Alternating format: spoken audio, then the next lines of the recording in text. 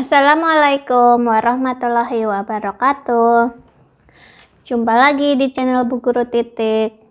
Pada video kali ini kita masih belajar mengenai coding untuk anak ya teman-teman. Nanti kita akan bersama-sama belajar apa sih manfaat coding untuk anak. Sehingga kita bisa mengetahui kenapa anak-anak kita ataupun anak didik kita harus belajar coding. Belajar coding untuk anak banyak sekali manfaatnya ya teman-teman. Seperti melatih computational thinking, meningkatkan kreativitas, problem solving, soft skill, dan lain sebagainya. Tapi pada video kali ini yang akan kita pelajari adalah mengenai computational thinking pada anak ketika belajar coding ya teman-teman. Nanti kita akan membahas mengenai manfaat coding untuk anak, yaitu berpikir dengan logika dan algoritma. Nanti kita akan mempelajari apa itu logika, apa itu algoritma, dan juga menghubungkan logika dan algoritma pada coding dengan kehidupan sehari-hari anak-anak kita. Untuk mengetahui pembahasan lebih lanjut, simak terus video ini sampai selesai. Bagi teman-teman yang ingin mengetahui video lainnya mengenai Scratch Coding untuk anak, teman-teman bisa cari di YouTube dan masuk ke channel saya.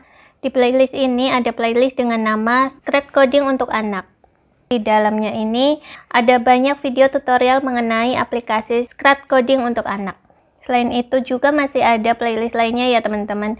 Ada playlist platform Merdeka Mengajar, ada seputar Google Classroom, Google Drive, Dapodik, Canva for Education, akun belajar ID, tutorial Word, tutorial Excel, dan lain sebagainya.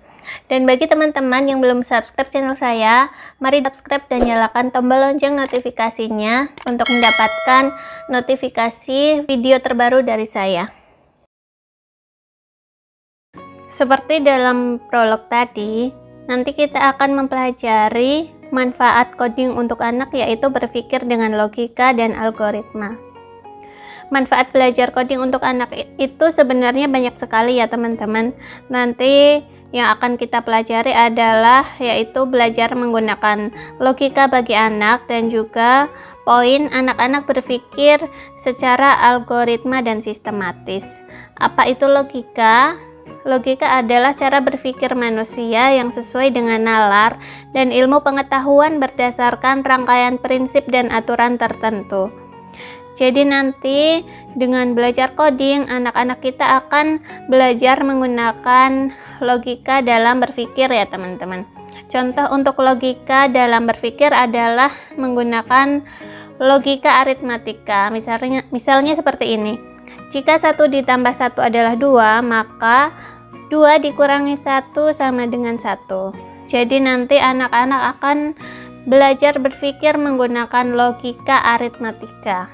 Selain itu juga ada logika perbandingan. Misalnya 1 kg sama beratnya dengan 1000 gram. Itu adalah logika perbandingan. Contoh lain logika perbandingan adalah logika persamaan, logika lebih besar dan juga lebih kecil.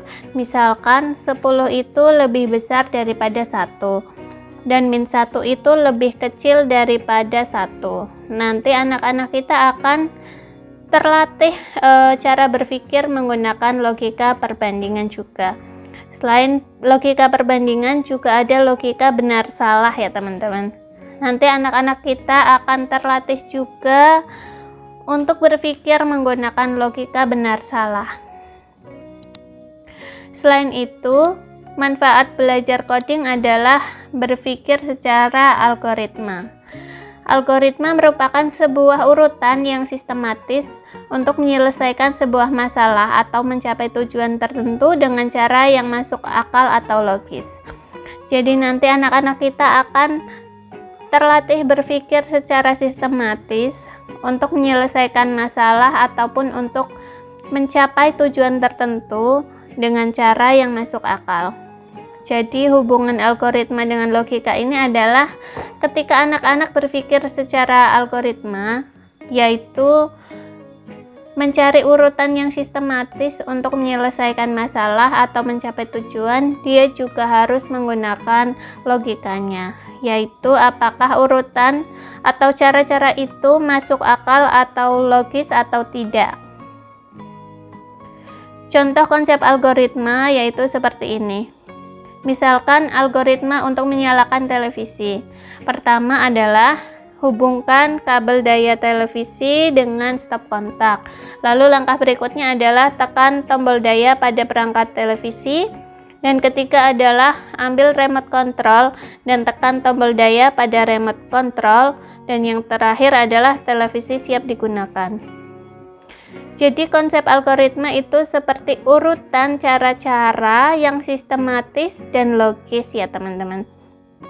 Seperti contoh ini, untuk menyalakan televisi, dia harus sesuai urutannya, yaitu pertama menghubungkan kabel daya, menekan tombol pada remote, dan lain sebagainya. Itu urutannya harus sistematis dan tidak boleh terbolak-balik, karena tidak mungkin untuk menyalakan televisi, setelah melakukan langkah pertama yaitu menghubungkan kabel daya televisi dengan stop kontak, lalu dia menekan tombol daya pada remote control lalu siap digunakan. Itu tidak mungkin karena harus melewati langkah menekan tombol daya pada perangkat televisi. Inilah yang dimaksud konsep algoritma, yaitu kita menyelesaikan masalah atau mencapai tujuan tertentu dengan urut-urutan yang detail dan sistematis. Selain itu juga harus logis. Ini adalah contoh konsep algoritma dalam kehidupan sehari-hari. Jadi ketika nanti anak-anak belajar coding, anak-anak juga harus membuat algoritma codingnya ya teman-teman.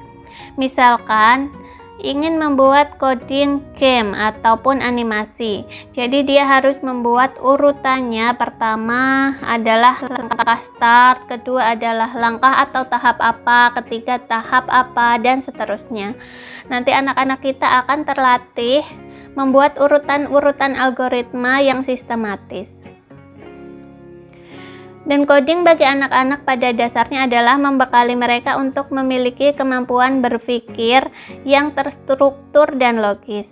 Jadi seperti tadi bahwa dengan belajar coding, maka anak-anak akan berlatih berpikir secara logis menggunakan logika dan juga berpikir secara sistematis menggunakan algoritma.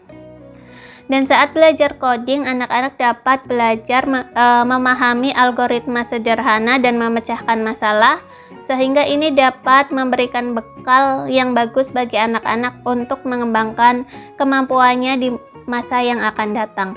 Mari kita coba menghubungkan konsep logika dan algoritma dalam coding pemrograman ya teman-teman. Saya buka dulu salah satu contoh program. Ini adalah salah satu coding animasi yang tujuan hasilnya seperti ini. Jadi kucing ini masuk ke dalam kotak biru ini. Itu tujuannya. Sedangkan untuk algoritma codingnya itu ini. Jadi dia start, setelah itu dia melakukan ini, dan seterusnya sampai terakhir ini. Ini algoritma codingnya atau urut-urutan cara untuk mencapai tujuan kucing ini sampai ke kotak biru ini. Itu algoritma dalam coding. Dan algoritma ini harus berurutan dan sistematis, tidak boleh lompat-lompat. Jadi misalkan urutan nomor 1 ini, sedangkan nomor 2 ini kita hapus, maka tidak mungkin kucing ini bisa masuk ke kotak biru ini. Coba kita praktekkan saja. Misalkan untuk baris ini kita hilangkan. Kita coba hanya seperti ini ya teman-teman. Tidak bisa masuk ke kotak biru ini. Jadi yang dimaksud coding harus sistematis dan berurutan itu seperti itu. Tidak boleh lompat-lompat ataupun terbalik-balik urutannya. Nanti ketika siswa kita belajar coding, maka dia akan belajar algoritma ataupun urut-urutan dalam menyelesaikan masalah secara sistematis, berurut, dan detail. Selain itu, logika coding untuk animasi ini juga akan dipelajari oleh anak-anak ya teman-teman. Jadi secara logika, karena kucing ini mempunyai tujuan ke kotak biru ini, maka secara logika tidak mungkin kucing ini melangkah ke belakang. Jadi kucing ini harus melangkah ke depan. Karena ketika melangkah ke belakang, maka secara logika kucing ini tidak akan bisa mencapai tujuan ini, bahkan akan menjauh dari tujuannya. Jadi untuk algoritmanya kita menggunakan ini harus disesuaikan dengan logika bahwa algoritma ini menggunakan logika kucingnya tidak boleh ke belakang. Itulah salah satu contoh penggunaan logika dan algoritma dalam membuat coding animasi kucing ini. Jadi nanti anak-anak ketika belajar coding, dia akan terbiasa menggunakan logikanya untuk membuat algoritma ataupun urutan secara sistematis dalam menyelesaikan masalah atau mencapai tujuan tertentu. Seperti itu video kali ini dari saya, semoga bermanfaat. Dan bagi teman-teman yang baru mengunjungi channel saya, mari dukung channel saya dengan cara subscribe dan nyalakan tombol lonceng notifikasinya untuk mendapatkan notifikasi pemberitahuan terbaru dari saya selanjutnya. Terima kasih, sampai jumpa di video selanjutnya. Wassalamualaikum warahmatullahi wabarakatuh.